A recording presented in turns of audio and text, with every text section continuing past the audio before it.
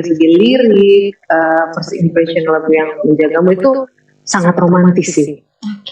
Gitu. Jadi kayak yang dibilang sama Mas Anca tadi bahwa lagu ini tuh kayak menenangkan pasangannya yang suka overthinking, yang suka insecure gitu. Itu nyampe ke aku relate karena aku merasakan keinsecurean dan overthinking itu ke pasanganku gitu. Jadi aku sebagai penyanyi pun yang duet sama Mas Anca pun ya nggak tahu kalau Mas Anca relate atau enggak ya sebagai songwriter, cuman aku pribadi relate sih di lagu ini gitu.